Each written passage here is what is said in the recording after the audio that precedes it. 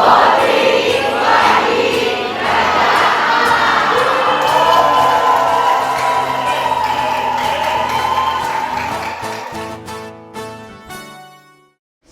datang teman-teman. Ya. Ini yang dari Kapsel Bla ya. Oke, selamat datang teman-teman. Nah, sebelum kita masuk dalam kegiatan Kapsel, kita mau main games dulu. Boleh teman-teman? Oke ya, biar seru dan juga biar pada akhirnya kita mendapatkan pesan juga dari games ini. Nah, tadi kami sudah rembukan juga mau menunjuk Kak Lydia menjadi leadersnya. Nanti Kak Lydia akan ada tugas yang nanti harus dia lakukan, nanti kasih tahu. Nah sekarang teman-teman boleh cari berpasangan berdua-berdua. Kalau boleh bukan dengan teman satu jurusan, kalau boleh dengan teman yang beda jurusan. Teman-teman sekarang tentukan siapa di dalam pasangan tersebut. Jadi ada orang pertama, ada orang kedua ya. Orang pertama itu yang nanti punya peran, dia akan menuntun dengan kata-kata kepada orang kedua. Pada akhirnya orang kedua bisa mencapai atau menemukan tujuannya. Karena apa? Karena orang kedua itu nanti matanya akan ditutup dalam games ini.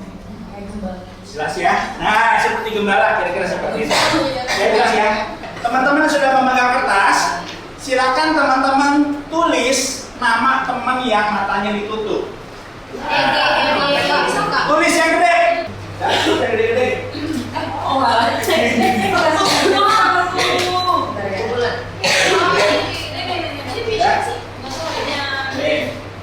Oke, jadi sekarang teman-teman tinggal percaya saja kepada temanmu, partnermu yang matanya terbuka. Oke. Sekarang teman-teman perhatikan baik-baik petunjuknya. Petunjuknya sekarang adalah teman-teman tolong pegang tangan rekanmu yang buta tersebut. Matanya tertutup tersebut.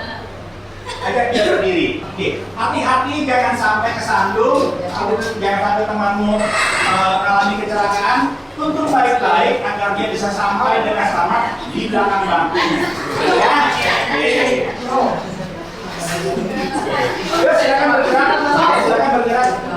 Ya.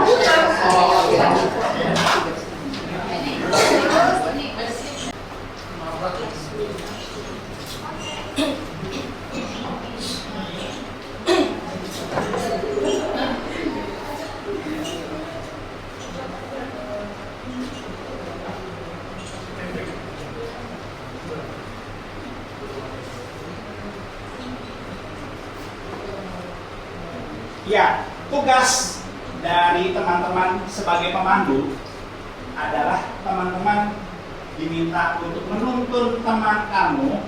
Menuntunnya bukan dipegang tangannya ya, tapi menuntun dengan kata-kata agar pada akhirnya temanmu bisa menemukan kertas yang tadi namanya sudah tertulis. Nah, tapi sekarang kertasnya di mana? Kertasnya sudah menyebar. Ya.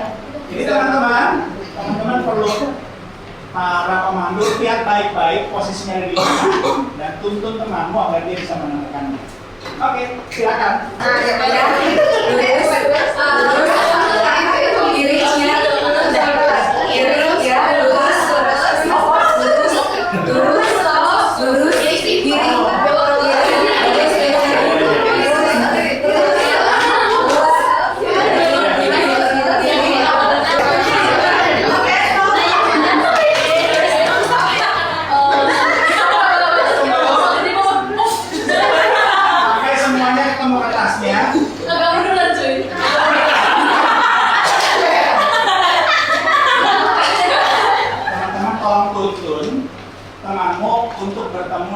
Leader acara ini yaitu Lydia.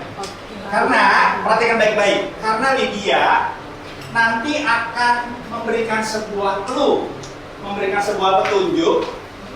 Orang yang matanya ditutup ini punya tugas untuk membuat sebuah gambar, sebuah bidang. Bidang itu contohnya adalah teman-teman nanti diminta menggambar sebuah, misalkan contohnya segi 4 sebuah bangun gitu ya. Atau bujur sangkar atau apa. Teman-teman nanti dengarkan baik-baik apa yang menjadi pesannya dari dia. Oke, ya. Kalau sudah mendapatkan pesannya, silakan Yang matanya tertutup, yang tugasnya matanya tertutup inilah yang pada akhirnya akan menggambarnya. Ya, yang tahu persis akan menggambar apa hanya Kalidia. Teman-teman tolong tuntun agar bisa ketemu kepada Kalidia, dengar bisikannya apa. Nah, nanti teman-teman akan sampaikan kepada yang matanya tertutup. Jadi yang tanya kepada Kalidia yang matanya terbuka. Sorry. Yang matanya terbuka, yang bertanya kepada Kalidia, yang menggambar yang matanya tertutup. Jelas ya?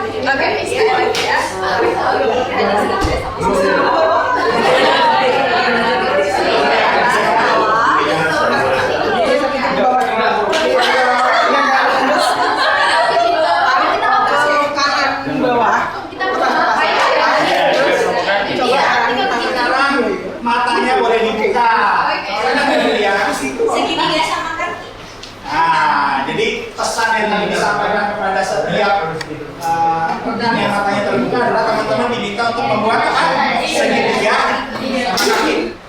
Apa pesannya dari game ini? Teman-teman yang matanya ditutup, teman-teman belajar untuk apa, teman-teman? Percaya. Belajar untuk apa? Percaya penuh kepada teman yang itu. Kemudian apa lagi?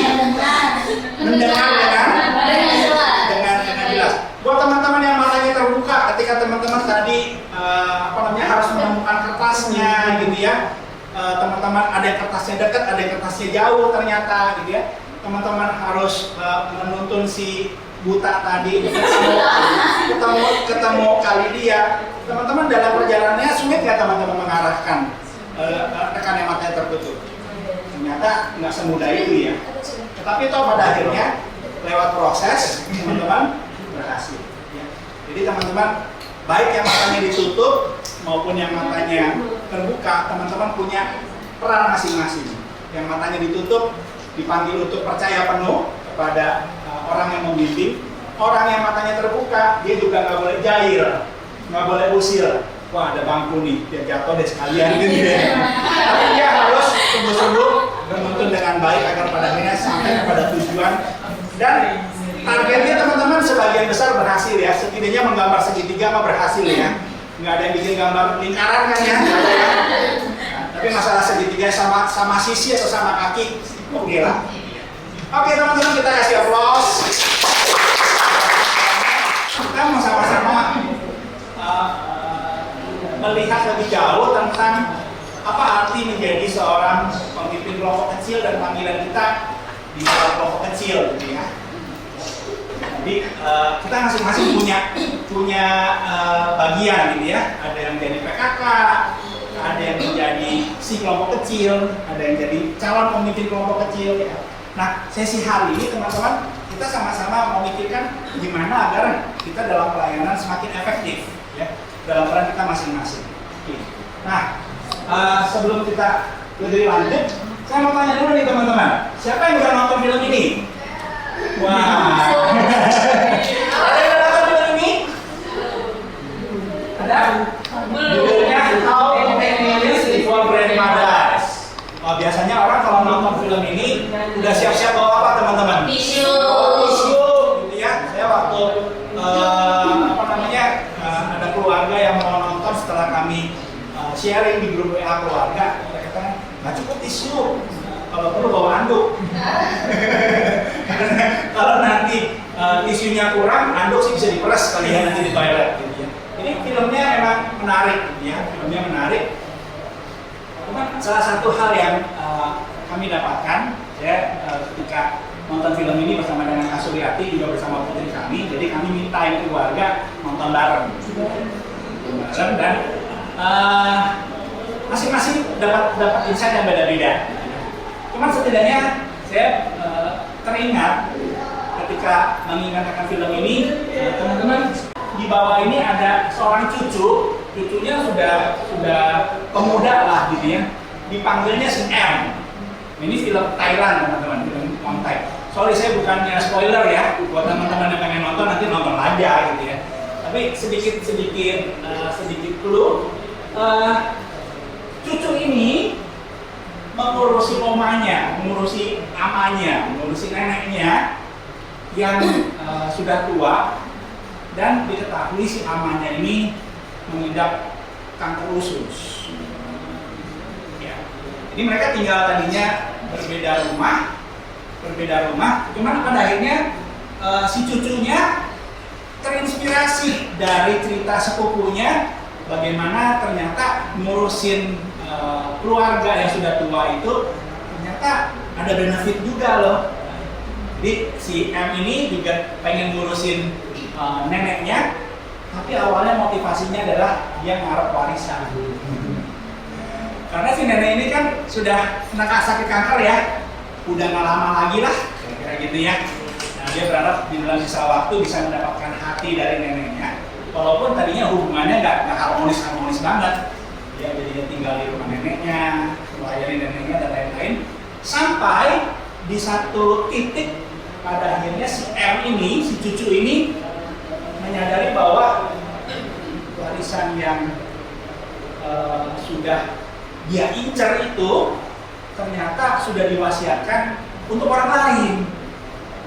Jadi si M ini kecewa banget. Aduh, udah berapa minggu, udah berapa bulan dia surfing neneknya dan lain-lain.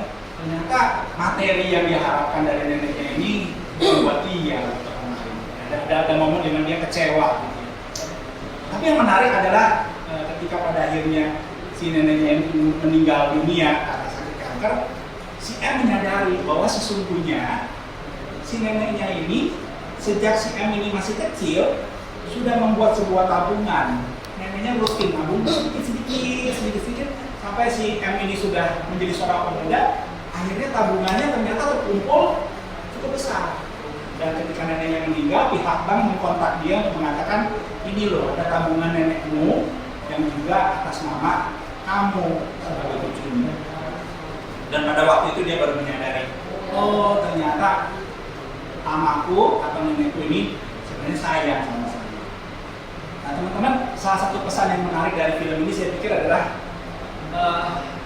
tindakannya bisa sama ya, seorang cucu mau ngurusin neneknya, seorang cucu bisa mau terlihat berdedikasi, neneknya lagi sakit, neneknya mau jualan dia bantuin pagi dia bangun jam 4 jualan gitu ya, dia tolongin neneknya.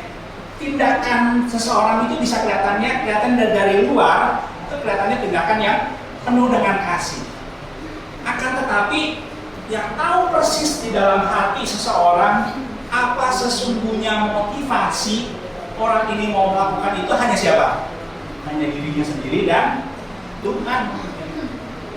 Dan yang menariknya dalam film ini adalah ada satu kesempatan di mana si M itu menemukan fakta bahwa warisan yang sudah diwasiatkan itu diberikannya kepada pamannya yang penjudi, pamannya yang malas gitu ya. Dia kecewa banget. Tapi meskipun dia nggak dapat warisan yang besar, rumah dan lain-lain, ya ternyata nenek ini sudah nyiapin tabungan. Dan itulah yang pada akhirnya memperbaharui hatinya si M ini untuk melihat bahwa sebenarnya neneknya itu baik. Nah teman-teman, sorry spoilernya jadi kebanyakan. Tapi tetap aja kalau teman-teman ada waktu silakan nonton. Teman-teman, saya pikir ini juga menjadi satu bagian yang baik juga kita renungkan kenapa ketika kita ada dalam pelayanan kelompok kecil gitu ya. Teman-teman yang menjadi pemimpin kelompok kecil, teman-teman yang sedang mempersiapkan diri menjadi seorang calon pemimpin kelompok kecil gitu ya. Buat teman-teman yang sudah menjadi si kakak atau akan menjadi si kakak di masa yang akan datang, di periode yang akan datang, atau kita yang masih menjadi seorang anak kelompok kecil, teman-teman, meskipun kita sudah mendapatkan pembinaan, 3 hari di tempat ini kita sudah mendengar eksposisi dari firman Tuhan, teman-teman, bagian yang paling dalam, bagian yang paling kita kenal persis apa sesungguhnya yang menggerakkan kita untuk mengambil bagian di dalam pemuritan. Apakah kita melayani sebagai PKK, atau apakah yang menggerakkan kita menjadi seorang si kakak, apakah yang menggerakkan kita menjadi seorang calon pemimpin kelompok kecil. Yang paling dalam, siapa yang paling tahu teman-teman? Hanya. Nah, untuk itulah kita penting sekali. Saya suka dengan polanya Bang Niko ya. Setiap kali dia sudah selesai mengeksposisi bagian firman Tuhan, di ujungnya kalau teman-teman perhatikan selalu apa? Ada momen karena teman-teman tanpa adanya refleksi, kita tahu banyak tentang Alkitab, kita tahu banyak arti tentang firman Tuhan yang dijelaskan dengan begitu baik oleh hamba-hamba Tuhan, tapi tanpa pada akhirnya kita merefleksikannya, tanpa pada akhirnya ada satu momen kita bertanya kepada diri sendiri. So, setelah kita tahu kisah para rasul ini, apa respon kita? So, setelah kita bertemu dengan kebenaran firman Tuhan ini, apa yang akan kita lakukan? Refleksi itu menjadi satu bagian untuk bertanya, kebenaran firman Tuhan yang sudah kita ketahui itu menyentuh hati kita nggak? Mengubahkan hati kita atau enggak? Nah, teman-teman, biarlah ini menjadi satu introduksi untuk kita merenungkan bersama-sama. Nah, teman-teman, saya mau ajak sama-sama kita di awal sesi ini untuk bertemu dengan seorang murid Tuhan. Di antara murid-murid yang pertama, mari kita sama-sama membuka dari kitab Yohanes. Saya mengajak sama-sama kita membuka dari kitab Yohanes. Kalau sepanjang eksposisi kita banyak bertemu dengan rasul-rasul yang ada dalam kitab para rasul. Sekarang mari sama-sama kita lihat dari Yohanes pasal yang pertama, mulai dari ayat 35 sampai dengan ayat 42. Yohanes pasal yang pertama, ayat yang ke-35 sampai dengan ayat yang ke-42.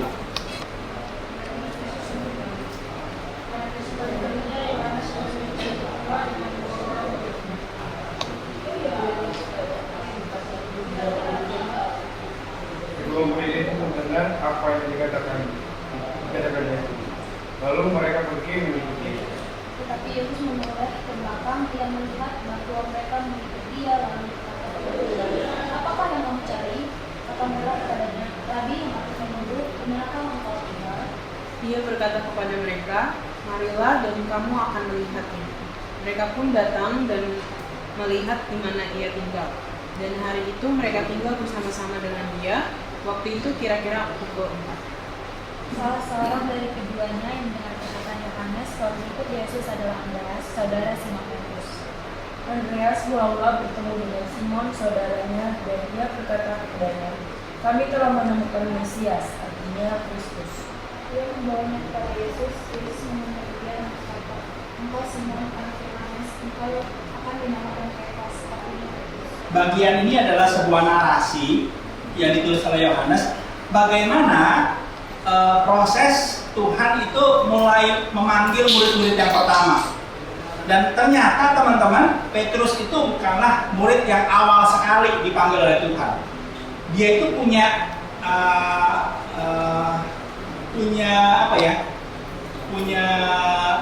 hutang budi lah. Ya, saya katakan hutang budi itu pada siapa? Andreas. Siapa Andreas? Andreas adalah saudaranya Simon yang dipanggil Petrus. Kenapa Simon ini hutang budi? Karena yang pertama kali ketemu dengan Yesus itu siapa, teman-teman? Andreas. Ya, jadi siapa Andreas, teman-teman? Di dalam Yohanes pasal yang pertama ini kita menemukan bahwa sebenarnya Andreas itu awalnya adalah orang yang tertarik dengan pengajaran siapa? Yohanes Pembaptis.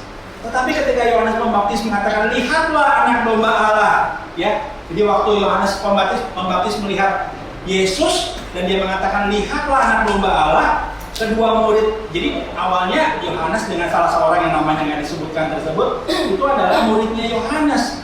Dan kemudian pada akhirnya apa yang terjadi, teman-teman? Mereka mengikuti Yesus Dan mereka bukan hanya mengikuti Yesus, mereka ngobrol-ngobrol. Ya, di ayat 38 waktu Tuhan bertanya, apa yang kamu cari? Kata mereka, Rabi, di manakah engkau tinggal? Dia berkata kepada mereka, marilah dan kamu akan melihatnya. Mereka pun datang dan melihat di mana ia tinggal, dan hari itu mereka tinggal bersama-sama dengan dia. Waktu itu kira-kira pukul 4. Salah seorang dari keduanya yang mendengar perkataan Yohanes itu lalu mengikut Yesus adalah Andreas, saudara Simon.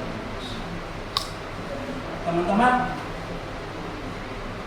Simon Petrus itu sudah sangat terkenal. Kisahnya, layanannya, kemarin juga dalam kisah para rasul, khotbahnya yang pada akhirnya membuat mahkamah agama itu marah sekali.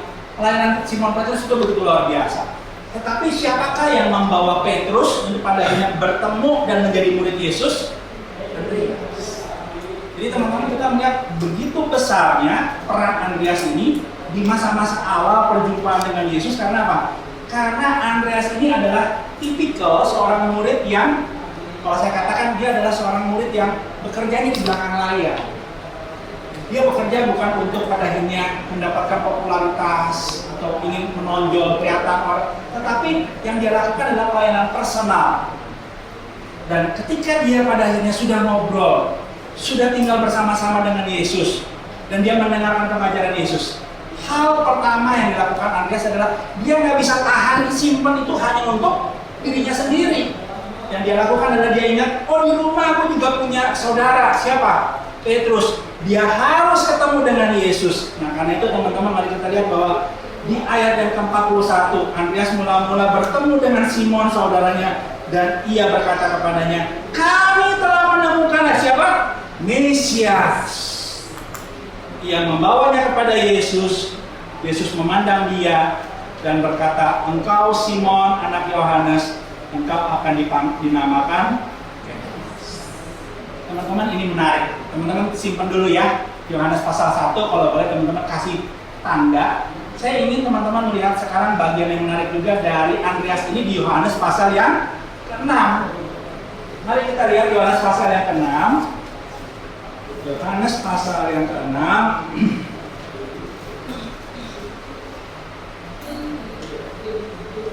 Mulai dari ayat yang pertama sampai dengan ayat yang ke-10. Yesus memberi makan 5.000 orang.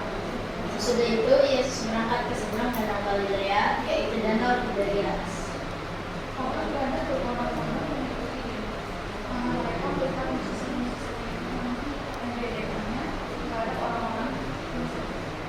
Dan Yesus naik ke atas gunung dan duduk di situ dengan murid-muridnya.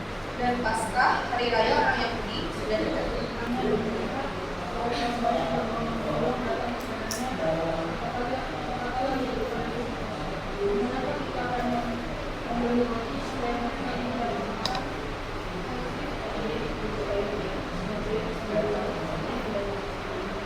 Doa Petrus kepadanya, roti seharga 200 dinar, dia akan cukup untuk makan mereka itu. Sekalipun masing-masing mendapat sepotong. Seorang dari murid-muridnya yaitu Andreas, saudara Simon Petrus, berkata kepadanya, Di sini ada seorang anak yang mempunyai 5 roti jelai dan 2 ikan.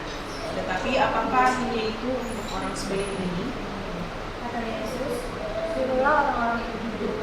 Adapun di tempat itu banyak rumput. Maka duduklah orang-orang itu kira-kira 5.000 laki-laki banyak. Di dalam Yohanes pasal yang ke-6 ini kita kembali bertemu dengan sosok Andreas. Nah, tapi memang story-nya ketika di dalam cerita Yesus memberi makan 5.000 orang ini, teman-teman, kita melihat apa?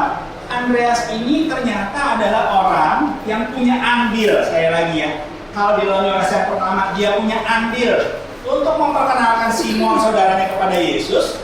Di dalam Yohanes yang pasal yang ke-6 ini, apa andilnya Andreas, teman-teman? Ternyata ketika Tuhan mengatakan kamu harus memberi mereka makan. Filipus, salah seorang murid Tuhan, juga mengatakan kita punya uangnya terbatas ini, mau dari mana, mau beli roti dari mana? Respon murid ternyata berbeda-beda. Tetapi ternyata model Andreas ini adalah model murid yang tadi ya, personal. Fokusnya itu kepada apa yang bisa saya lakukan. Teman-teman, ketika dia mengetahui Tuhan memberikan sebuah perintah, kamu harus memberi mereka makan. Teman-teman, saya membayangkannya Andreas itu berkeliling. Dia lihat orang-orang yang datang dan ternyata dalam situasi itu dia ketemu nih dengan si anak yang membawa 5 roti jelai dan 2 ekor ikan. Teman-teman, coba bayangkan kalau Andreas tidak mengambil perannya untuk mempertemukan anak ini kepada Yesus, kira-kira ceritanya akan beda nggak? Beda nggak teman-teman? Beda. Tetapi cerita ini bisa menjadi satu hal yang indah di mana mukjizat itu pada akhirnya Tuhan kerjakan. Karena apa? Karena ada peran seorang murid yang mau punya hati mempertemukan seorang anak yang bawa bekal dari rumah, dipertemukan dengan Yesus. Meskipun di dalam sikapnya teman-teman kita melihat ada sedikit keraguan, karena pertanyaannya Andreas begini. Di sini ada seorang anak yang mempunyai 5 roti jelai dan 2 ikan. Tetapi apakah artinya itu untuk orang sebanyak ini? Jadi dia sadar sih, orang-orangnya harus makan ya, segini banyaknya ya. Yang saya ketemu cuma anak kecil nih, bawa bekal dari rumah. Ya udah deh, penting apa? Saya bawa aja dia ketemu dengan Yesus. Peristiwa selanjutnya Andreas punya kontrol nggak teman-teman? Dia nggak tahu apa yang akan terjadi, tetapi dia punya hati. Hatinya apa? Tuhan ingin mengasihi orang sebanyak ini. Yang aku punya adalah perjumpaan dengan anak kecil ini. Karena itu aku punya satu tindakan, membawa anak ini berjumpa dengan Yesus. Yesus memberkati 5 roti dan 2 ikan tersebut cukup untuk orang segitu banyak. Bahkan sisanya sampai berapa banyak teman-teman? 12 bakul ya. Di dalam kisah ini kita menemukan bagaimana perjumpaan Tuhan dengan si anak ini pada ini menjadi berkat untuk orang. Coba kita pikirkan. Sebenarnya waktu kita bicara tentang kelompok kecil, menurut teman-teman, nanti tolong diskusi sama teman di kiri kanannya ya, berdua atau bertiga. Menurut teman-teman, apa sih modal yang paling penting yang seharusnya dimiliki oleh seorang yang mau menjadi seorang pemimpin kelompok kecil? Apakah seorang pemimpin kelompok kecil harus menguasai 100% isi Alkitab, baru kemudian dia memberanikan diri, oke, saya siap memimpin kelompok kecil? Apakah modal utamanya itu? Apakah seorang pemimpin kelompok kecil modal utamanya itu adalah dia sudah menyelesaikan rangkaian training? Menurut teman-teman, coba pikirkan dan coba refleksikan juga dari sikapnya Andreas tadi ya. Menurut teman-teman, apa yang kita pelajari dari seorang Andreas yang pada akhirnya lewat tindakan-tindakan sederhananya, saya katakan sederhana ya, karena apa yang dia lakukan hanya apa teman-teman? Dia menjadi seorang konektor teman-teman. Oke, bahasa sorry karena saya bukan orang MIPA, mungkin seperti katalisator kali gitu ya. Orang yang pada akhirnya ada di tengah-tengah untuk mempertemukan seseorang dengan Kristus. Bukannya Andreas yang jadi gurunya Simon, tetapi dengan dia memperkenalkan Simon kepada Yesus, pada akhirnya Simon menjadi seorang murid Tuhan. Bukan Andreas yang bikin mujizat 5 roti, 2 ikan itu pada akhirnya bisa membuat kenyang orang segitu banyak, tetapi dia hanya menjadi seorang penghubung antara anak kecil itu dengan Yesus.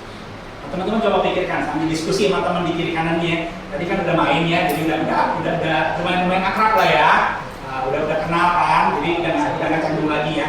Nah, silakan boleh diskusi berdua atau bertiga. Menurut teman-teman, apa sih hal yang paling diperlukan oleh seorang yang mau ambil bagian dalam pelayanan Tuhan?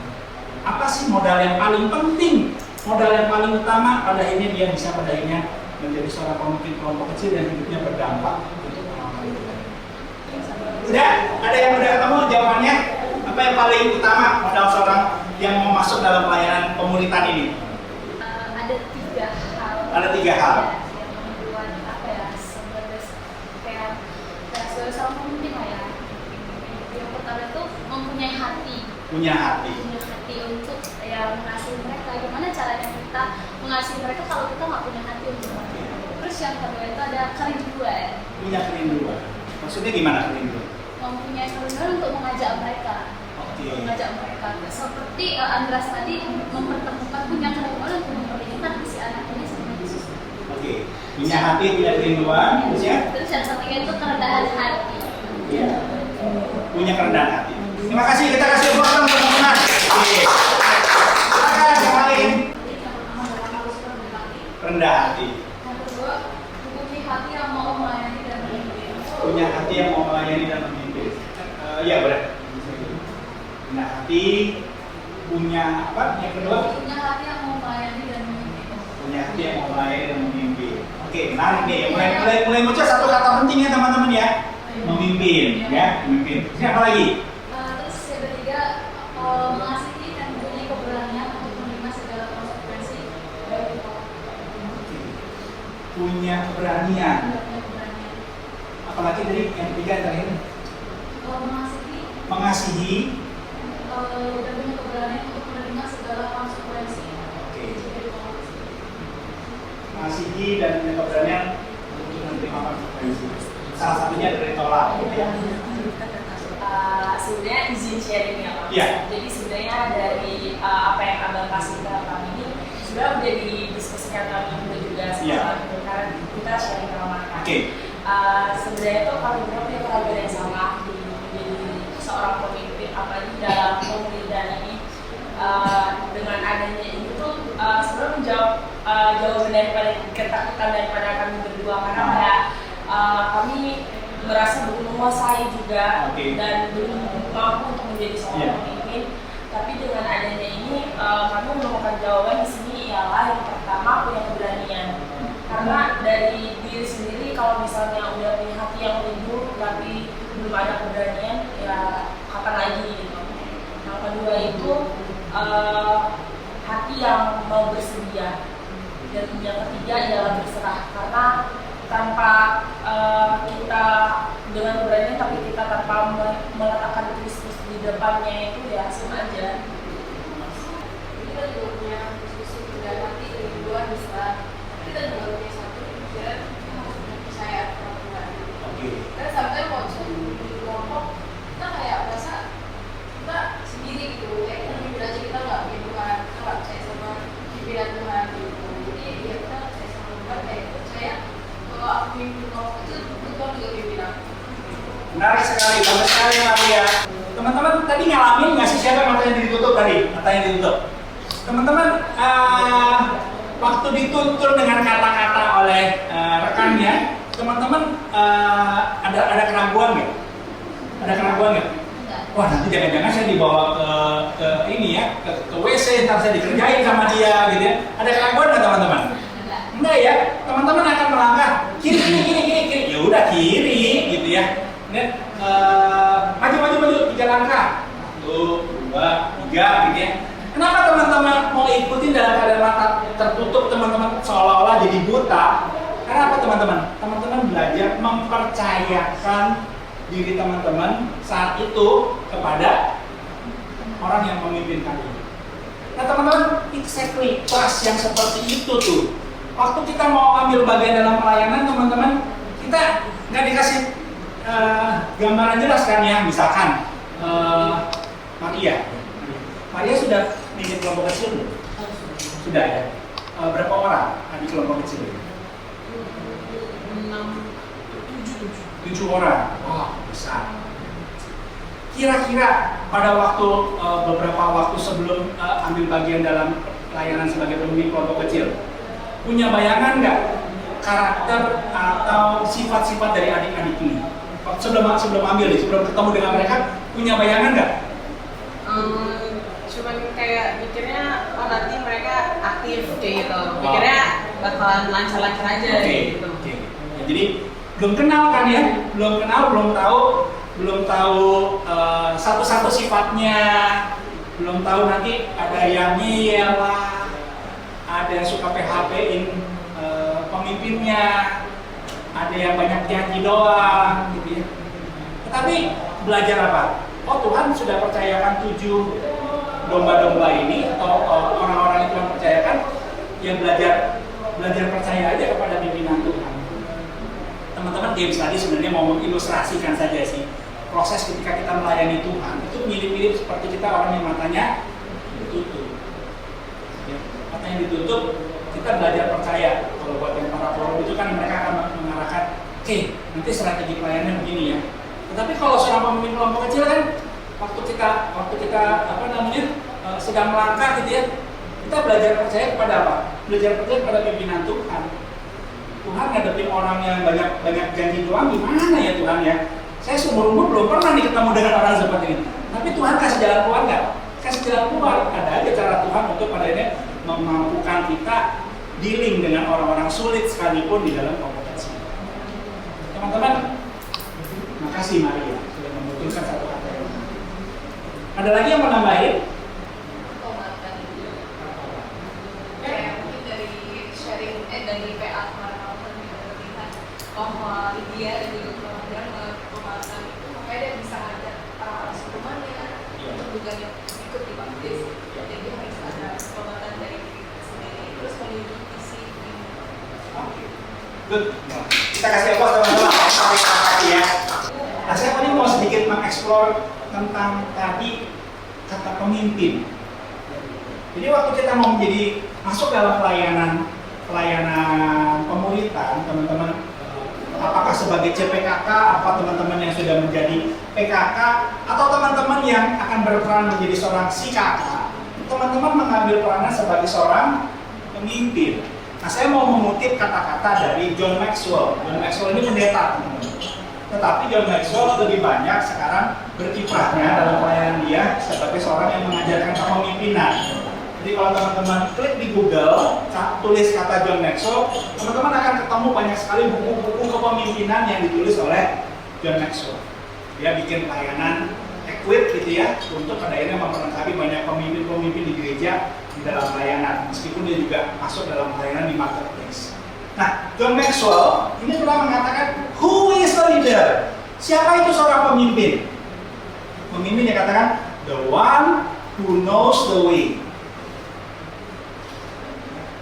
Jadi, siapa itu pemimpin? Pemimpin itu adalah the one who knows the way. Dia tahu jalannya, dia tahu who knows the way. The one who goes the way. Jadi dia bukan cuma sekedar tahu, tadi bilang visi gitu ya. Seorang pemimpin itu bukan cuma sekedar bermodalkan visi, tetapi juga dia harus menjalani. He goes the way. Dia jalani. Dia kasih contoh. Bukan cuma jadi seorang pemimpin, ayo kita saat teduh ya, saat teduh. Tapi dianya sendiri nggak pernah saat teduh. Ayo kita rela berkorban ya. Tetapi adik-adik kelompok kecil lihat, ih, PKK aku kok orangnya hitung-hitungan ya dalam pelayanannya. Tapi seorang pemimpin yang baik itu adalah apa? He knows the way, he goes the way, and he shows the way. Ya, jadi teman-teman, 3 yang penting dari seorang pemimpin. Apakah teman-teman jadi si kelompok kecil? Apakah teman-teman jadi seorang pemimpin kelompok kecil? Teman-teman knows the way, tahu visinya. Oh,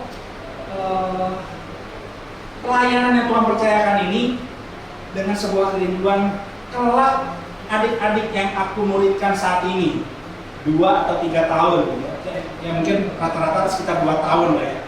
Tapi dengan adanya teknologi Zoom, saya bersyukur sekali karena sebenarnya kelompok kecil itu nggak harus bubar ketika PKK-nya sudah jadi alumni sih. Karena apa? Sekarang ada teknologi di mana kita tetap bisa jalan, ya. Misalkan kakaknya sedang ada di luar kota, ya kita mau ketemunya mana? Ya di virtual aja, dan sekarang zamannya sudah sangat memungkinkan dengan itu.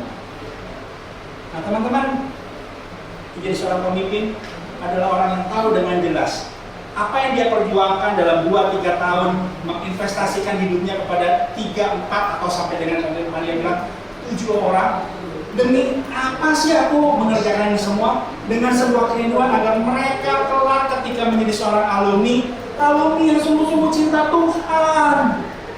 Kalau dari Stie, karena saya tahu banyak nanti akan berkiprahnya jadi auditor, membuat laporan keuangan dari perusahaan-perusahaan yang besar, ya, atau menjadi manajemen dari perusahaan-perusahaan yang besar. Teman-teman, latar belakang saya juga dari manajemen di Fakultas Ekonomi.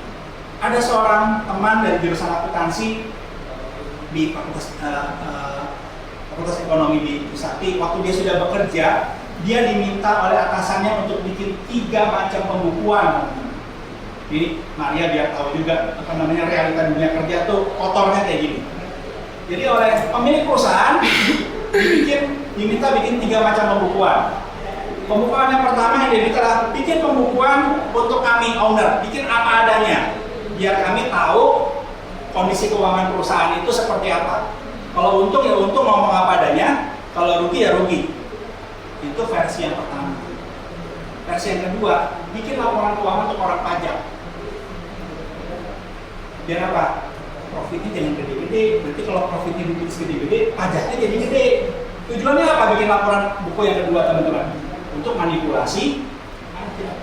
Misalkan harus bayar pajaknya 1 M. Waduh, gede ya 1 M ya. Aduh, kalau beliin bakso jadi berapa mangkok tuh, teman-teman? Ya. Wah, bisa sama gerobak-gerobaknya kali ya. Nah, teman-teman, pimpinan perusahaannya bilang kalau bikin laporan untuk orang pajak, kecilin keuntungannya. Misalkan kita untungnya 100 M, jangan ngaku 100 M. Nanti kena pajaknya gede loh. Ngaku aja kita untung paling cuma 2 M, nanti kan pajaknya juga cuma berapa persen. Biar apa? Bayar pajaknya kecil. Yang ketiga, bikin laporan keuangan untuk siapa? Investor. Nah, walaupun untungnya cuma 100 M, ngaku aja untungnya 1 triliun. Biar apa? Investor nanti tergiur. Wih, bisnisnya keren ya. Bisnisnya profitable ya. Oke deh, saya mau deh invest di perusahaan kamu. Teman-teman, saya bersyukur. Ini kesaksian alumni Poultry. Waktu dia diminta untuk bikin pembukuan 3 macam, dengan sopan dia mengatakan, Pak, maaf, iman saya tidak mengizinkan saya untuk melakukan kecurangan seperti ini. Wah, pemilik perusahaannya apa responnya, teman-teman? Marah sekali. Kamu berani ngelawan saya owner loh. Detik ini juga kamu saya berhentiin loh kalau kamu nolak instruksi dari saya. Dengan sopan saya mengatakan, Pak, bisa saya melakukan satu hal yang saya tahu persis ini berdosa di dalam iman saya. Saya melakukannya hanya untuk menyenangkan hati Pak. Ya udah, kalau gitu kamu kemas-kemas. Detik itu juga dia diberhentikan. Berat kan? Kaget nggak? Kaget. Tetapi teman saya ketika mengalami ini, dia berserah kepada Tuhan. Dia ingat apa yang dia pelajari waktu di kelompok kecil, diajarkan oleh pemimpin kelompok kecilnya, kebetulan juga belajar akuntansi juga, sudah dijelaskan tentang pentingnya kita menjaga integritas, punya hati yang takut akan Tuhan. Dia hanya pulang, berdoa, menyerahkan diri, kemudian teman-teman alumni Poultry juga beberapa yang tahu mendukung dan mendoakan dia. Teman-teman tahu nggak ajaib apa yang Tuhan kerjakan? Nah, sampai seminggu teman saya ini menunggu untuk mendapatkan pekerjaan yang baru. Akhirnya dia mendapatkan kantor yang budaya kerjanya jujur, dengan salary yang tidak jauh berbeda dengan kantor yang bosnya itu ingin minta dia buat pembukuan 3 macam.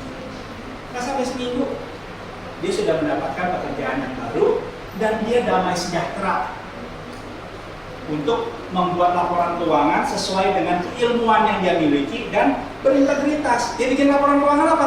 Ya satu macam aja. Kepada orang pajak ya kasih tahu apa adanya. Karena apa? Karena memang kita diajarkan sebagai murid Tuhan harus apa? Harus hidup berintegritas. Nah, teman-teman, waktu kita tahu persisnya, adik-adikku yang sedang aku muridkan saat ini adalah orang-orang yang kelak akan menjadi seorang auditor, dan kelak mereka akan menjadi seorang auditor yang ketika mereka digoda dengan uang, dengan suap dan lain-lain, kita rindu mereka kelak menjadi orang-orang yang tidak berkompromi dengan semua dosa-dosa yang ada. Maka kita akan sungguh-sungguh, teman-teman. Karena apa? Kita menjadi seorang pemimpin yang knows the way, goes the way, dan shows the way. Teman-teman, mudah-mudahan apa yang kita sharingkan ini tentang apa yang perlu dimiliki oleh seorang pemimpin kelompok kecil menolong kita untuk terus melakukan refleksi. Tuhan, apakah aku sudah sungguh-sungguh meninggalkan semua, sungguh-sungguh bertobat tadi ya, dari semua dosa-dosa yang sudah Tuhan sadarkan. Apakah saya sudah rela untuk punya kerendahan hati? Apakah saya sudah punya keberanian? Apakah saya punya kerinduan untuk mempercayakan diri saya sepenuhnya kepada Tuhan? Oke, saya lanjut ya teman-teman ya. Makasih. Iya teman-teman, waktu kita melihat tentang Andreas ini, teman-teman, profil seorang murid yang perlu kita hayati di dalam panggilan kita dalam memimpin kelompok kecil dan menjadi seorang si kelompok kecil adalah dia adalah orang yang menjadi alat di tangan Tuhan untuk membawa orang lain semakin dekat dengan Tuhan. Jadi apa yang kita pelajari teman-teman, sikap hati Andreas ini adalah membawa orang lain semakin hari semakin dekat dengan Tuhan. Dengan apa yang dia lakukan, dengan apa yang dia katakan, itu membawa orang lain pada akhirnya menjadi makin mengenal Tuhan dan makin dekat dengan Tuhan. Teman-teman, ini satu statement yang penting. Karena apa? Jangan sampai waktu kita mimpin kelompok kecil atau waktu kita menjadi seorang si kelompok kecil, itu membuat orang-orang yang kita layani makin hari makin kagum terhadap kita. Itu kesalahan besar. Jangan membawa orang, apalagi misalkan kita punya 5 anak kelompok kecil, makin hari makin, wow, pemimpin kelompok kecilku rohani banget ya. Pemimpin kelompok kecilku hebat banget ya. Pemimpin kelompok kecilku kok aktif banget ya. Kalau justru makin hari kita membawa adik-adik kelompok kecil kita makin terkagum-kagum sama kita, itu adalah sebuah awal kehancuran. Tetapi panggilan kita adalah justru membawa adik-adik kelompok kecil kita makin hari makin kagum kepada kasih Tuhan. Makin hari makin menyadari bahwa Tuhan itu baik bagi dia. Dan karena itu menjadi seorang pemimpin kelompok kecil nggak perlu jaim. Misalkan teman-teman sedang mengalami pergumulan, teman-teman lihat timingnya tepat nggak untuk teman-teman juga bisa berbagi. Misalkan di dalam momen kelompok kecil, teman-teman ada satu kesempatan ingin teman-teman yang lain juga berbagi. Kalau teman-teman melihat, teman-teman masih pada rekan-rekan kelompok kecil itu masih pada jaim, masih pada tertutup gitu ya, teman-teman juga boleh sharing. Teman-teman tolong doakan ya, saya juga sekarang dalam proses akan menyusun tugas akhir. Pergumulannya saat ini yang sedang saya alami adalah saya ketemu dengan dosen pembimbing yang killer, dosen pembimbing yang perfeksionis. Saya gentar nih teman-teman nih, apakah tugas akhir saya bisa tepat waktu atau enggak. Teman-teman, nggak apa-apa kita menunjukkan bahwa kita sebagai seorang pemimpin kelompok kecil yang punya pergumulan dan kita juga rapuh. Tapi jangan berhenti hanya sharing tentang kegagalan dan pergumulan kita. Sharingkan juga bagaimana Tuhan menolong teman-teman. Agar pada akhirnya apa? Kita tugasnya hanyalah, ya aku mungkin membayangkan gini, kita ini tugasnya jadi seperti Infokus ini loh teman-teman. Ya, merefleksikan apa yang Tuhan sudah kerjakan. Sehingga pada akhirnya makin hari adik-adik kelompok kecil kita itu makin kenal Tuhan, makin cinta Tuhan, makin mau taat kepada Tuhan. Karena apa? Karena kita sungguh-sungguh membawa mereka makin dekat kepada Tuhan. Teman-teman, kelompok kecil, bagian yang paling penting itu bukan semata kumpulan orang-orang percaya tentang Kristus. Ini kata-kata ini saya pikir perlu kita pikirkan baik-baik. Jadi waktu teman-teman akan memimpin kelompok kecil atau si kelompok kecil pada akhirnya sedang merencanakan si A akan ikut kelompok A, si B akan ikut kelompok yang mana gitu. Teman-teman jangan dengan sebuah mindset bahwa ya kita hanya membuat sebuah kelompok atau kumpulan orang yang percaya tentang Kristus. Tetapi bagian yang penting adalah yang kedua teman-teman. Kelompok kecil adalah fellowship. Di dalamnya bagian yang paling penting itu apa? Persekutuan. Persekutuan siapa? Persekutuan dari murid-murid Kristus yang hidupnya rindu makin hari makin serupa dengan Kristus. Nah karena itu teman-teman, bagian yang paling penting dalam proses pemuridan, kalau menurut saya pribadi, itu prosesnya adalah di awal. Proses-proses masa-masa awal pembentukan itu adalah masa-masa yang kritis. Apakah kita orientasinya itu kejar bahan gitu ya? Oke ya, pertemuan pertama kita kenalan, udah cukup ya setengah jam ya. Namanya siapa? Oke ya, penjarahan ya. Oke, kita mulai masuk PA-nya. Teman-teman jangan buru-buru ke sana. Karena panggilan kita sebagai seorang pemimpin kelompok kecil atau pada waktu kita dalam kelompok kecil ya, itu kita harus membangun connection dulu tuh. Bagaimana mungkin mereka pada akhirnya mau belajar firman Tuhan dengan hati yang terbuka kalau mereka belum kenal dengan kita sebagai pemimpinnya?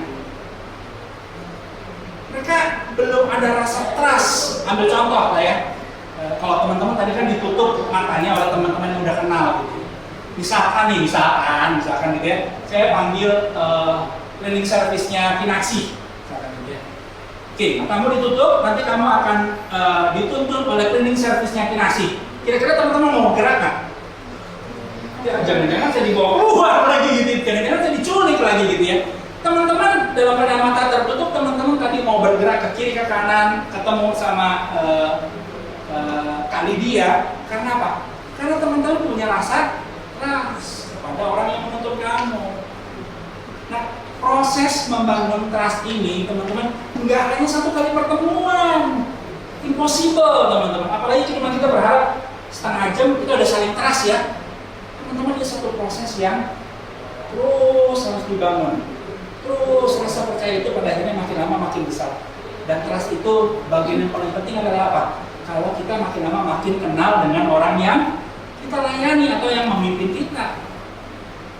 Jadi teman-teman, nggak ada cara instan untuk pada akhirnya kita mengubah atau kita mencapai visi tersebut dengan cara yang instan. Cara yang paling baik adalah kita punya ketulusan ketika kita membangun relasi dengan setiap orang yang Tuhan percayakan, adik-adik kelompok kecil kita, dan kita jangan pakai topeng. Jadilah pribadi yang otentik. Jangan pakai topeng.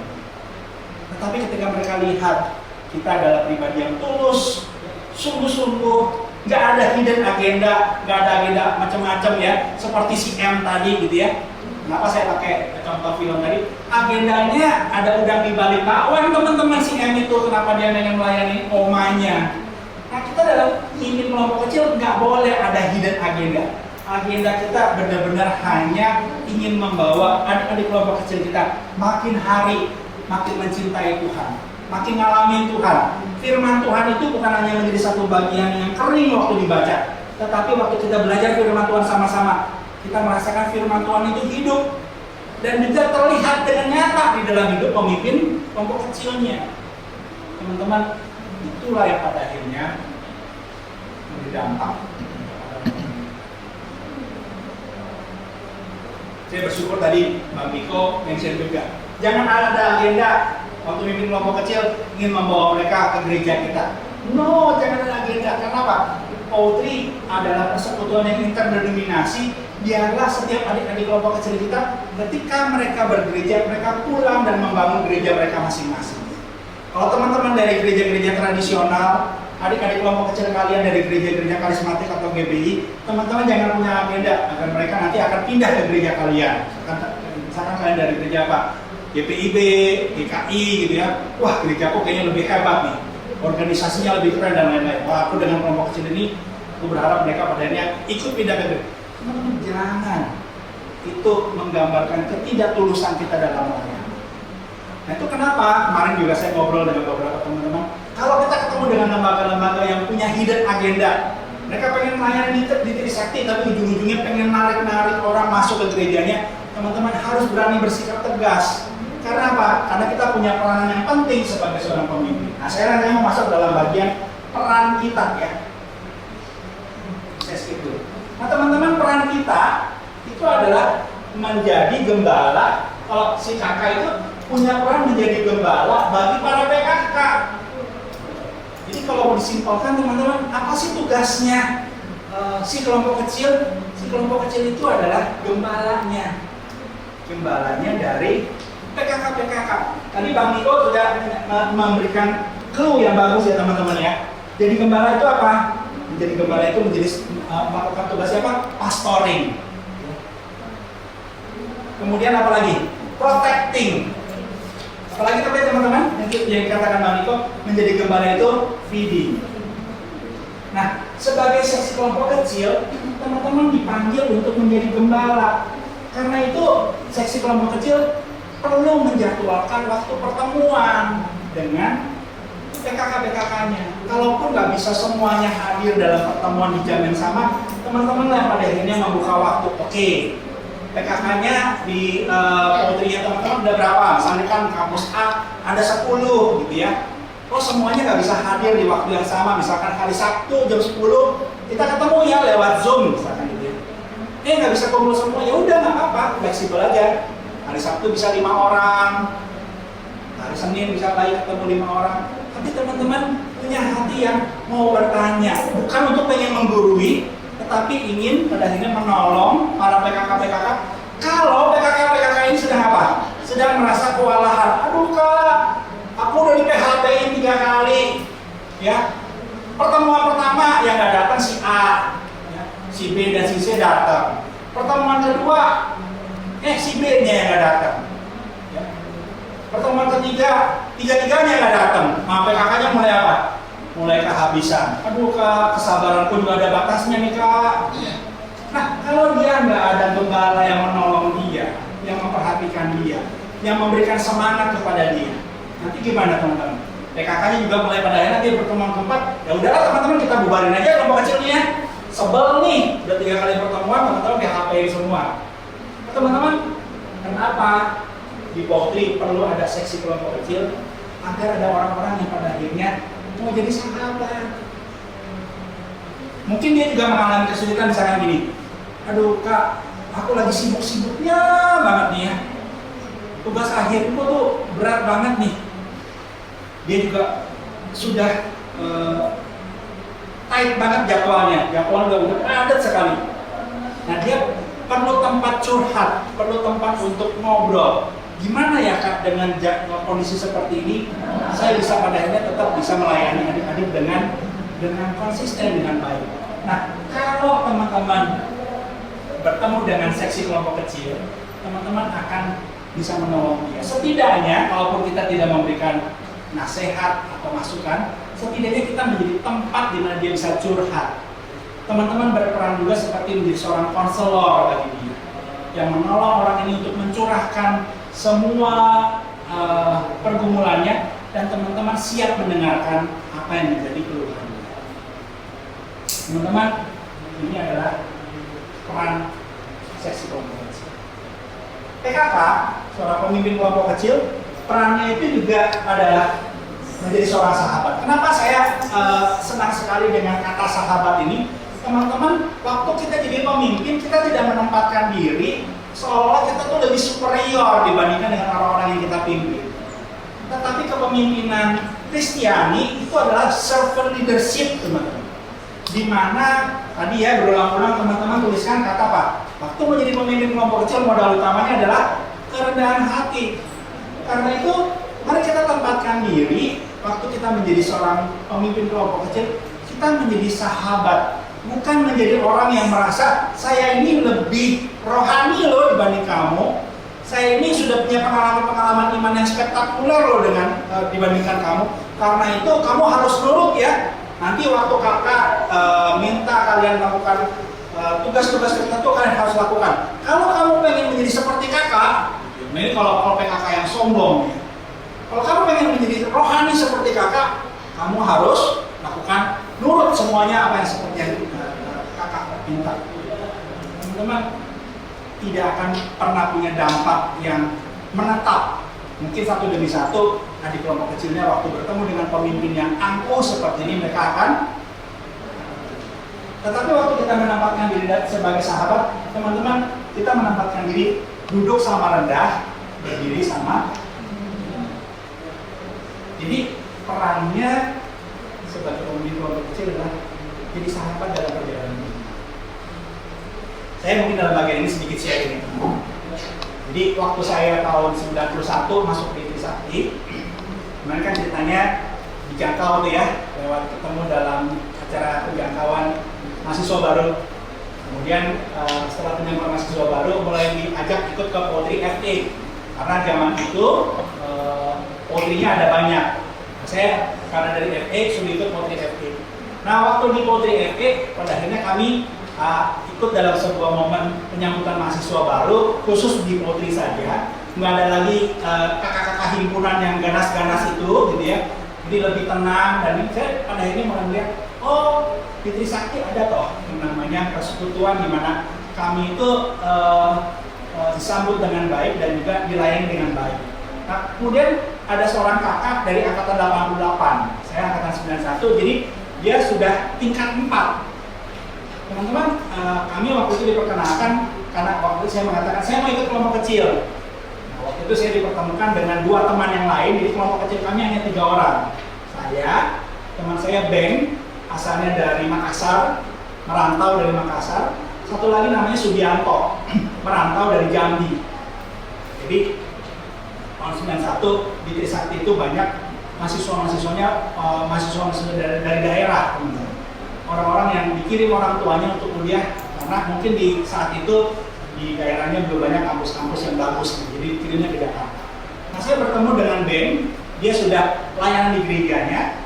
Nah, satu lagi Sudianto. Sudianto ini baru lahir baru ketika dia masuk di Trisakti. Jadi dia baru kenal Tuhan, baru percaya sama Tuhan ketika dilayani di Polri dalam momen penyambutan mahasiswa baru. Jadi ada momen KKR juga gitu. Nah, Sudianto ini adalah petobat baru. Ben sudah pelayanan di gereja, saya juga sudah pelayanan di gereja. Tapi kami punya kerinduan ingin dimuridkan. Kami dikasih seorang pemimpin namanya Kak Prawira, dipanggilnya Kak Wira, angkatan 88. Kami berjalan kelompok kecilnya kurang lebih 1 tahun. Tahun itu adalah tahun terakhir di mana Kak Wira kuliah, sedang skripsi. Jadi tepat 1 tahun Kak Wira wisuda. Habis wisuda kerja. Waktu itu belum ada Zoom, kan dia kerja udah nggak bisa mimpin kelompok kecil. Waktu itu Kak Wira pamitan sih ya, teman-teman maaf ya, karena saya sudah kerja pagi sampai sore, udah nggak bisa mimpin teman-teman lagi. Nah, waktu itu dikasih pilihan, apakah kalian mau dicarikan pemimpin kelompok kecil yang baru, atau kalian mau jadi kelompok kecil yang mandiri, atau pilihan ketiga bubar. Ya, artinya nggak ada pemimpin ya udah bubar. Kami waktu itu berembuk, saya, Ben, dan Sudianto. Coba carikan pemimpin yang lain, ternyata nggak tersedia pemimpin yang lain. Di angkatan 89 juga nggak ada yang bersedia untuk memimpin kami. Akhirnya satu-satunya pilihan apa? Lanjut atau bubar. Dan pada akhirnya waktu itu kami karena punya kerinduan, yuk masa kita bubar gitu ya, baru setahun menikmati kelompok kecil, indahnya proyek ketaatan, menjalankan proyek ketaatan, belajar firman Tuhan sama-sama. Dan waktu itu kami rutin, setiap minggu ketemu. Jadi selama 1 tahun itu kita udah menyelesaikan 2 buku, teman-teman. Jadi buku mengenal Allah dan buku MHB itu selesai. Waktu itu sedang semangat-semangatnya pemimpinnya mau pergi, mau kerja gitu ya. Kemudian kita mengatakan, gimana nih, masa kita bubar? Ya udah, akhirnya kami mendoakan dan kami mengambil keputusan kita jalan terus. Walaupun cuma bertiga, dan kami jalan ini ganti yang mimpin. Ketika masuk buku yang baru, bab 1 Ben yang bahas, bab 2 Sudianto yang bahas, bab 3 saya yang bahas. Nah, teman-teman, dalam kaitan apa saya mau membahas ini bahwa walaupun Kak Wira hanyalah mendampingi kami 1 tahun, tetapi kami tetap bersyukur punya pemimpin kelompok kecil karena dia ada di dalam bagian awal perjalanan iman kami ketika kami di Trisakti. Dan selanjutnya memang kami harus mandiri. Yang saya lakukan adalah saya coba melihat figur-figur PKK yang lain. Jadi kami waktu itu adalah kelompok kecil yatim piatu, teman-teman. Ya, nggak ada pembimbingnya, harus survive dengan sendirinya. Yang penting adalah kalau kami bingung mau bahas buku apa, kami temuin si kelompok kecil, Kak, bukunya udah habis, setelah buku ini apalagi Kak? Nah, kami hubungin seksi kelompok kecil. Nah, teman-teman, melalui proses ini kami menyadari bahwa meskipun cuma setahun, tetapi PKK itu menjadi seorang figur yang buat kami sangat berarti, mendampingi kami dalam perjalanan iman. Setelah itu ya yang menjadi pendamping perjalanan iman kami siapa? Ya saya trust kepada Ben, belajar trust juga kepada Sudianto. Dan puji Tuhannya apa teman-teman? Sampai dengan hari ini setelah kami sudah sekian puluh tahun lulus, persahabatan kami masih berjalan. Saya sangat bersyukur waktu saya akan pelayanan misi di rumah sakit Bethesda Serukam, dan kami akan dengan tim saya akan melayani pelayanan misi ke sekolah misi di Ngabang gitu ya. Saya ajak Ben, sekarang Ben tinggalnya di Singapura, dia punya keluarga dan bekerja di Singapura. Ben, lu bisa cuti nggak bulan Juli? Ada pelayanan misi yuk, pelayanan misi nih Kalimantan. Lu mau ikut nggak? Karena saya tahu dia juga suka pelayanan misi. Dia katakan gini, yuk, gua susah kalau harus cuti 1 minggu. Udah deh, yuk, gua dukung lu di dalam doa dan dia kirimkan dana untuk pelayanan kami misi ke Kalimantan. Dia support kami dengan dana yang cukup untuk kami menjalani pelayanan misi ke Kalimantan. Saya sangat terharu, ternyata perjumpaan saya dengan teman-teman kelompok kecil di tahun 91 sampai dengan tahun 2024 ini, persahabatannya masih jalan. Sebagai sahabat dalam perjalanan imannya masih kami rasakan. Meskipun kami nggak lagi tiap minggu harus bisa KTB, tapi ada pergumulan gitu ya. Kami bisa sharing, kami bisa curhat, kami bisa belajar percaya, dan itu adalah proses dalam perjalanan. Perannya apa? 3S. Perannya sebagai seorang gembala, tadi ya, protecting, pastoring, dan juga apa? Feeding ya. Jadi memberikan firman yang benar, pengajaran yang benar, feeding ya. Protecting, jagain ketika di kelompok kecil kita mulai dideketin oleh saksi Yehova, misalkan gitu ya. Dia mungkin cerita, Kak, kemarin di kos-kosan ada saksi Yehova datang loh. Dia ngajak belajar Alkitab. Gimana nih Kak? Nah, kita sebagai pemimpin kelompok kecil ya udah, kamu ngobrol aja. Kita harus tahu ini hati-hati nih, bidat nih. Saksi Yehova itu bidat teman-teman. Kita harus protecting, hati-hati ya deh. Kalau kamu belum siap, lebih baik kamu katakan aja terus terang. Kalau bidat yang datang mengatakan, sorry, saya sudah percaya kepada Kristus, saya nggak punya waktu untuk diskusi. Itu cara yang paling cepat lah untuk menghadapi saksi Yehova. Terus sekarang kan banyaknya juga di halte gitu ya. Kita baru turun dari bus Transjakarta, halo, kamu membagikan brosur, buletin, ramah-ramah teman-teman. Tapi hati-hati. Sebagai pemimpin kelompok kecil, kita harus katakan, teman-teman, kalau saksi Yehova, kalau yang sekarang lagi berkembang juga Pak, Kristen progresif katanya. Kita harus tahu teman-teman, hal-hal yang bisa mengancam pertumbuhan rohani adik-adik kelompok kecil kita harus jadi shepherd yang baik, protecting, jagain mereka. Jangan sampai mereka pada akhirnya ikut di dalam pengajaran yang sebagai servant, menjadi orang yang melayani mereka. Apa yang mereka butuhkan, apa yang mereka rindukan, ya. Dan yang terakhir, menjadi seorang steward. Teman-teman, 3S ini adalah panggilan seorang pemimpin. Pemimpin di dalam kekristenan itu dalam peran sebagai gembala, dalam peran sebagai seorang pelayan. Steward itu artinya sebagai seorang penata layan. Nanti kita akan masuk ke dalam bagian penata layannya. Tapi teman-teman, saya ingin kita sama-sama clear dulu bahwa inilah panggilan yang Tuhan berikan. Jadi jalankan 3S ini. Jangan kita pengen jadi bos, jangan kita pengen memerintah ada kelompok kecil kita. Perubahan yang mungkin terjadi dalam diri mereka bukan karena mereka diperintah oleh kita. Tadi Bang Bico sudah katakan ya pada waktu eksposisinya. Hati-hati jadi pemimpin itu jangan kita abuse of power. Merasa kita sebagai pemimpin kita pengen mengontrol mereka. Kalau mereka misalkan gini, teman-teman lihat. Ada salah seorang di antara di kelompok kecil kalian yang belum sungguh-sungguh mau membereskan akan kebiasaan buruknya, misalkan adalah nyontek. Saya ingat masa-masa waktu memimpin kelompok kecil, kami biasanya masa-masa menjelang UTS atau UAS, kami berdoa bersama-sama. Minggu depan kita mau ujian ya, yuk kita berdoa yuk. Kita berdoa bukan minta kesuksesan, kita berdoa bukan minta nilai A, tapi yang paling utama apa? Tuhan, kami berdoa agar kami mempersiapkan diri sebaik-baiknya dengan ujian ini. Hasilnya kita serahkan kepada Tuhan. Ya. Jadi bukan berdoa Tuhan, kalau saya sudah berdoa, ya Tuhan ya nilainya.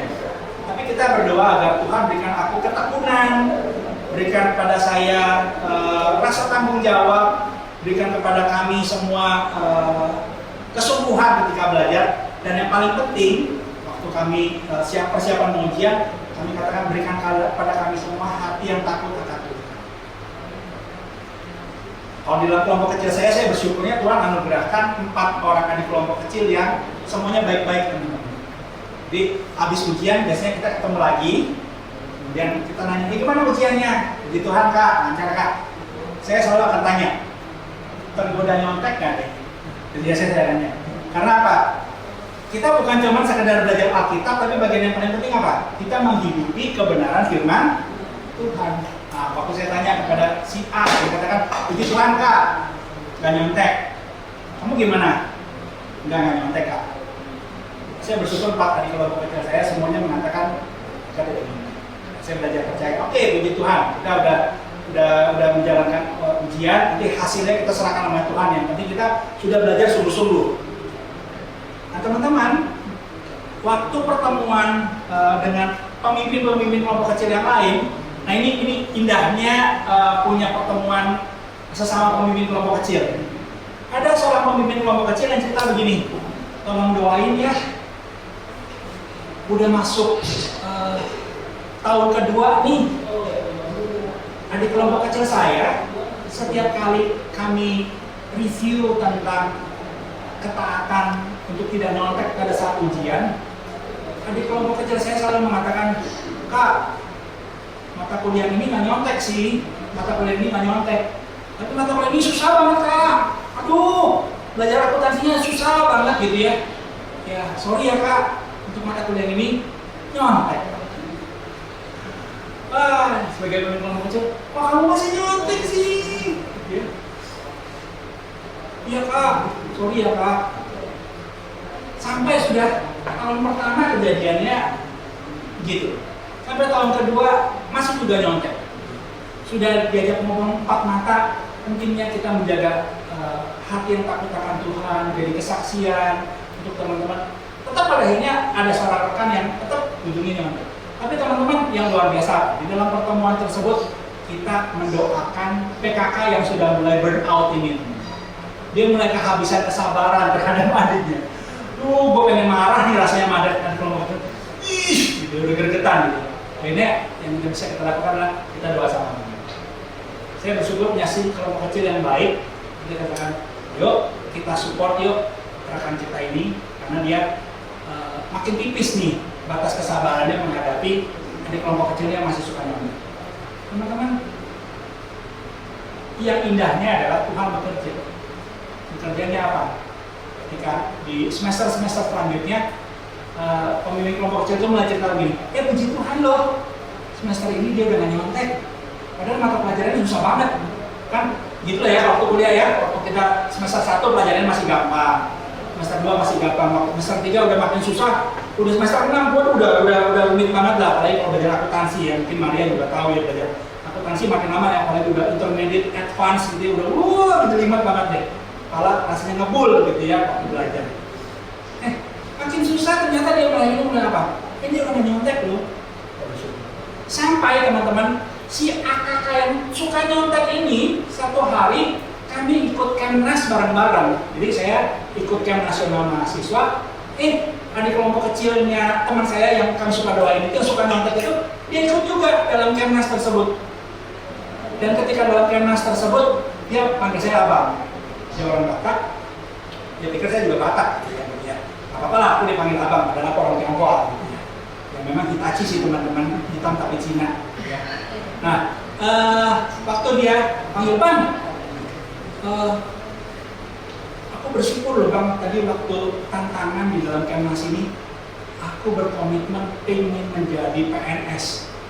Wah, kamu berkomitmen ingin menjadi PNS? Gimana kamu memulai kamu jadi PNS? Kalau Tuhan panggil, aku pengen Bang bekerja di Badan Pemeriksa Keuangan, auditor negara. Dan lewat Kemnas itu panggilannya jelas. Oke, kita saling mendoakan.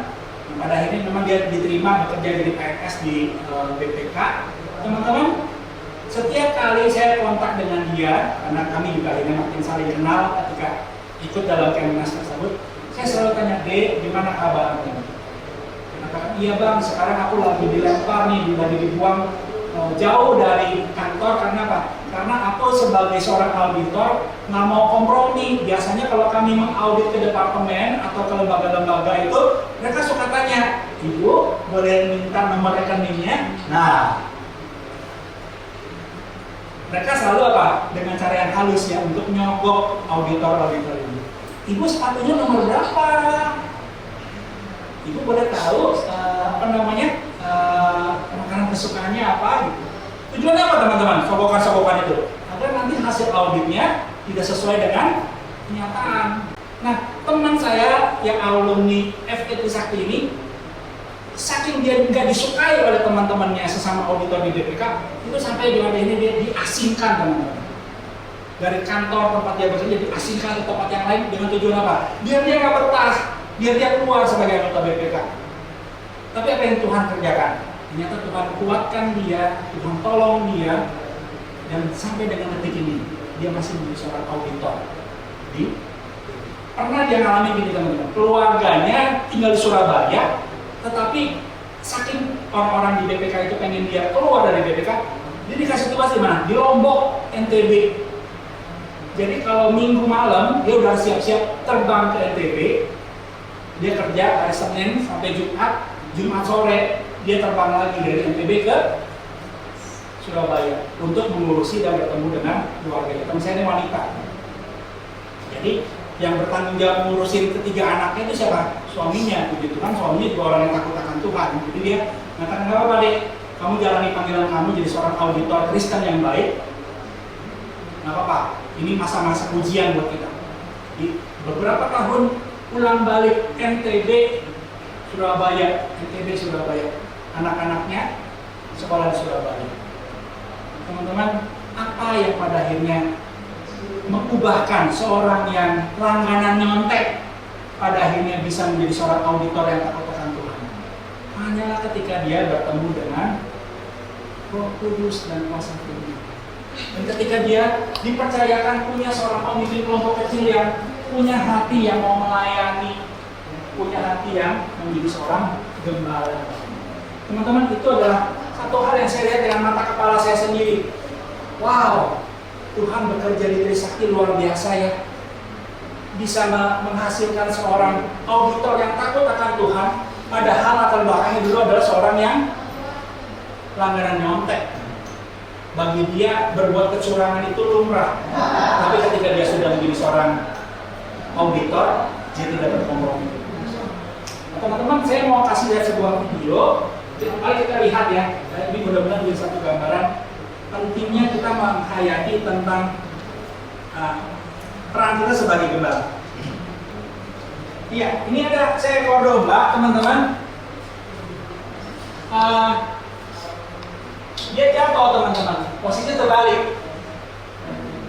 Ditemukan oleh gembalanya.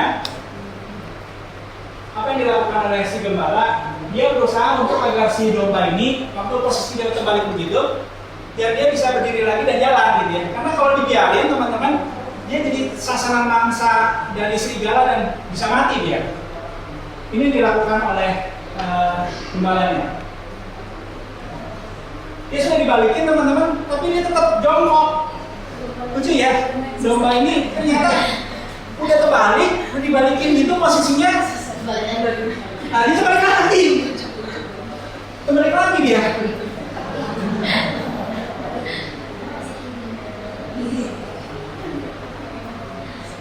Tuh, sampai satu-satu kakinya diangkatin ya, dipegangin. Tuh, suruh jalan, dia diam aja di tempat, teman-teman, nggak kemana-mana. Nah, sampai ada datang seekor motivator. Nanti teman-teman lihat motivatornya apa ya. Nah, sampai pada akhirnya, tuh, berdiri susah ya. Ini gambaran-gambaran, karena juga kegemukan, teman-teman. Apa namanya, bulu-bulunya belum dipotong ya. Nah, udah posisinya seharusnya bisa jalan, belum jalan juga nih gambaran. Seperti inilah sebenarnya domba nih, teman-teman. Kita di dalam Alkitab dikatakan kita seperti domba ya, kayak gini nih, sebenarnya gitu ya.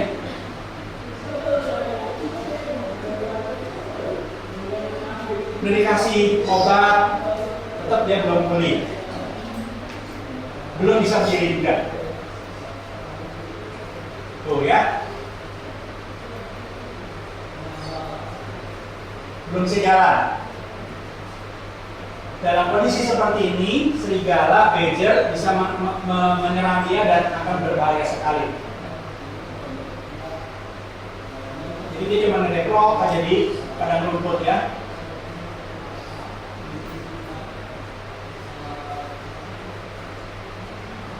Ya, kita lihat ada motivator yang datang. Jadi gembalanya ternyata nggak kehabisan akal. Nah, teman-teman jadi ya, seekor motivator yang mulai datang di belakang. Ada anjing koli ya. Ada sebutnya apa? Jenisnya?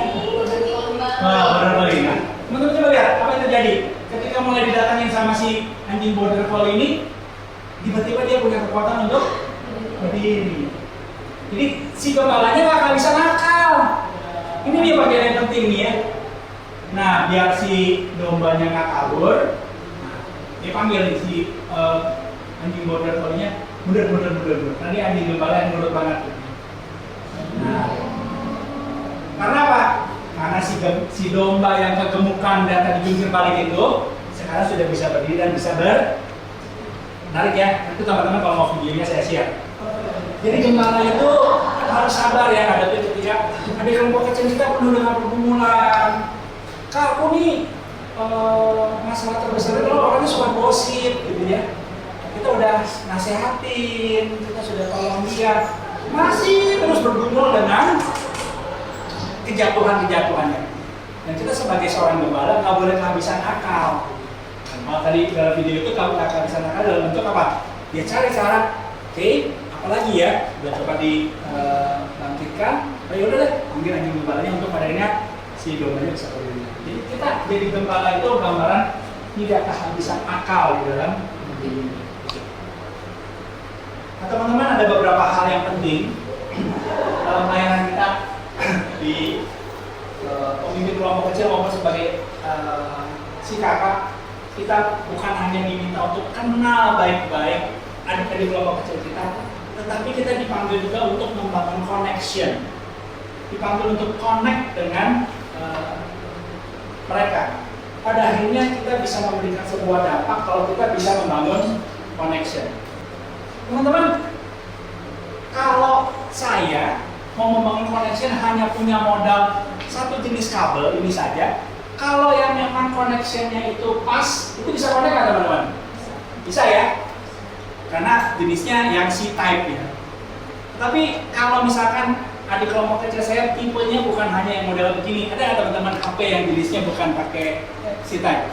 Ada nggak HP yang lain? HP yang lama, misalkan ini pakai iPhone misalkan gitu ya. Nah, teman-teman, saya mau paksa-paksakan kalau saya hanya punya satu cara untuk membangun connection dengan orang lain, saya mau paksakan, loh kok nggak bisa ya sama adik kelompok kecil saya yang pertama itu bisa loh, efektif loh. Tapi kalau dengan adik kelompok kecil yang satu lagi kok nggak bisa? Kenapa? Karena cara kita cuman satu yang kita mau paksakan. Padahal apa teman-teman? Pribadinya beda. Karena itu apa? Sebagai pemimpin kelompok kecil kita harus improve diri kita juga. Oh, kalau dengan orang introvert masuknya gimana? Bangun connection-nya gimana? Kalau dengan orang yang kolerik, bagaimana saya membangun connection dengan dia? Kalau dengan orang yang melankolik, bagaimana saya membangun connection dengan dia? Teman-teman, kita nggak cukup hanya tahu satu gaya untuk membangun connection dengan orang lain. Nah, sebagai pemimpin kelompok kecil, kita bukan hanya kenal baik-baik, bukan hanya bisa membangun connection, tetapi juga kita membangkitkan orang bisa membangun. Saya cepat aja deh ya, bagian selanjutnya. Nah teman-teman, apa yang perlu kita lakukan dalam persiapan kita melayani mereka agar makin efektif? Teman-teman, kita perlu punya skema di dalam pelayanan kita, dalam perencanaan kita, membuat PDCA. Apa itu PDCA? Kita membuat perencanaan apa yang akan kita lakukan. Kita jalankan apa yang sudah kita rencanakan. kita evaluasi atau kita cek dari apa yang kita lakukan dan lakukan action. Contohnya, sebagai seorang pemimpin kelompok kecil, plannya apa? Kita tahu nih, kelompok kecil kita kebutuhan bersamanya apa. Oh, cocoknya bukan lagi buku MHB, tapi buku yang kita akan pakai adalah buku Ketuhanan Kristus misalkan gitu ya. Kenali mereka, karena itu kita bikin perencanaan. Oke, setelah 2 kali pertemuan, kita mengenal, bangun bonding, connection dengan baik. Pertemuan ketiga, kita rencanakan mulai membahas buku Ketuhanan Kristus. Nah, buku yang akan kita bahas itu karena apa? Karena kita tahu kebutuhan bersamanya apa. Jangan sampai kita pakai bahan yang pakai bahan yang tidak nyambung dengan kebutuhannya. Misalkan mereka sudah orang-orang yang memang sudah kenal Tuhan dan punya komitmen, jangan pakai lagi bahan tentang mengenal Allah. Tapi pakailah bahan-bahan yang sesuai dengan kebutuhan mereka. Tahu kebutuhan perorangan mereka dan kita merencanakan dalam 1 semester berapa kali frekuensi pertemuan yang akan kita lakukan. Teman-teman kenali, tidak masalah teman-teman bisa ketemunya seminggu sekali atau sebulan 2 kali atau sebulan 3 kali. Teman-teman yang paling penting adalah punya perencanaan yang jelas dan bikin jadwal. Ini bagian planning. Bagian yang kedua adalah kerjakan apa yang sudah direncanakan. Plan, do, check, action. Kita rencanakan dan waktu kita melakukan ini semua, libatkan. Misalkan begini, setelah 5 kali pertemuan kita mau bikin kebersamaan. Saya termasuk tipikal orang yang suka kegiatan di alam. Misalkan kita mau bikin camping, ya, kita camping yuk. Ingat 3 hari kita acaranya 3 hari 2 malam. Libatkan mereka dalam kegiatan camping. Nanti bukan sekedar camping, kita senang-senang di alam terbuka, tapi pada waktu camping ada momen di mana kita bisa membangun bonding juga, belajar firman Tuhan sama-sama di tengah-tengah alam terbuka. Nah, libatkan mereka. Yuk, siapa yang nyiapin tenda, siapa yang nyiapin peralatan, siapa yang bawa gitar. Teman-teman, pada waktu kita melakukan apa yang direncanakan, jangan kita jadi Superman. Pemimpin kelompok kecil yang baik adalah pemimpin kelompok kecil yang melibatkan seluruh adik-adik kelompok kecilnya terlibat dalam setiap kegiatan yang ada. Agar apa? Mereka pada akhirnya punya rasa memiliki terhadap kelompoknya gitu. Ya. Kalau sudah yang ketiga adalah cek. Nah, kegiatan camping kita kayak 3 hari 2 malam itu gimana dampaknya? Membuat adik-adik kelompok kecil kita makin dekat nggak? Membuat kita pada akhirnya makin kuat nggak connectionnya satu dengan yang lain? Membuat mereka pada akhirnya makin sungguh-sungguh nggak dalam komitmennya untuk ikut kelompok kecil kita di waktu. Ini teman-teman jangan ragu untuk melakukan langkah yang ketiga. Periksa dampaknya apa? Waktu teman-teman ajak mereka pelayanan, misalkan, kita Natal, kita pergi ke panti asuhan yuk, kita bikin pelayanan kasih, ayo bikin perencanaan dengan baik. Setelah kegiatan pelayanan kasih di panti asuhan dilakukan, cek dampaknya apa, evaluasi. Kalau memang dampaknya bagus, teman-teman bisa rencanakan kembali atau bisa di-sharing. Yang terakhir adalah action. Kalau teman-teman melakukan apa yang sudah direncanakan, ternyata ada hal-hal yang harus diperbaiki, ada improvement yang harus dilakukan, teman-teman jangan ragu untuk melakukan. Nah, mungkin ada rumusan begini ya, di awal-awal pembentukan kelompok kecil, misalkan ada 7 orang PKK, masing-masing dikasih anggotanya 6. Teman-teman lakukan PDCA. Setelah beberapa kali pertemuan, dari setiap kelompok berapa banyak yang mau komit. Mungkin nggak semuanya. Kelompok yang pertama yang mau komit hanya 4 orang, padahal anggotanya ada 6. Nggak apa-apa teman-teman. Jangan kita pada akhirnya menjadi terhambat karena 2 orang yang tidak komit mau melanjutkan pemuritan. Akhirnya 4 orang anggota yang sudah komit menjadi terhambat. Karena itu pada waktu kita melakukan PDCA, salah satunya adalah kita perlu berani melakukan regrouping.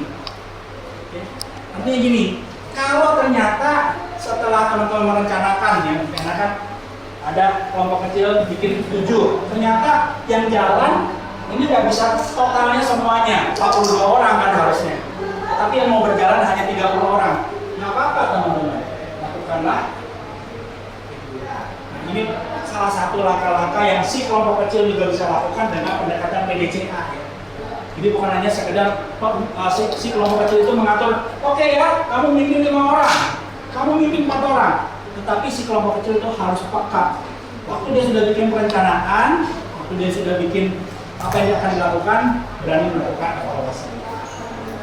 Oke, saya rasa ini adalah bagian yang ingin saya bagikan di dalam sesi kita pada siang hari ini. Mudah-mudahan ini boleh meneguhkan kita. Teman-teman mohon maaf karena waktunya juga terbatas. Tetapi doa saya bagi teman-teman semua adalah ketika teman-teman menjalani panggilan sebagai pemimpin kelompok kecil, atau ketika teman-teman menjadi saat ini menjadi seorang calon pemimpin kelompok kecil, teman-teman jelas panggilan teman-teman, apa yang akan teman-teman lakukan, dan dampak apa yang diharapkan dari pelayanan kita sebagai saudara. Bagi si kelompok kecil, harapannya adalah teman-teman bisa menjadi seorang sahabat yang baik bagi teman-teman PKK-PKK yang ada. Ketika mereka sedang patah semangat, ketika mereka mulai down, ketika mereka mulai kehilangan visi, teman-teman menjadi seorang sahabat yang mendukung, mendoakan mereka, juga mereka setia gitu. Mari kita berdoa. Bapak, kami bersyukur kami boleh diingatkan di dalam peranan kami, di dalam penggembalaan kami. Kami perlu terus minta hikmat dan pertolongan dari Tuhan. Karena tidak mungkin ya Tuhan kami berjuang mengandalkan diri kami sendiri. Tanpa pertolongan dan anugerah dari Tuhan, kami mungkin tidak bisa menjalankan panggilan kami dengan tuntas. Karena itu kami mau berdoa untuk teman-teman yang ada dalam kelas Kapitas Selekta kelompok kecil ini. Tuhan berikan anugerah, Tuhan berikan penyertaan agar ketika mereka Tuhan percayakan adik-adik kelompok kecil yang akan mereka gembalakan, mereka boleh menyambut anugerah Tuhan ini dan mereka pada akhirnya boleh melayani dengan kesungguhan. Karena kami sadar ya Tuhan, setiap orang yang Tuhan percayakan adalah orang-orang yang begitu penting. Kelak mereka akan menjadi orang-orang yang begitu punya posisi yang strategis. Mereka akan jadi pemimpin-pemimpin di tengah-tengah gereja, di tengah-tengah masyarakat.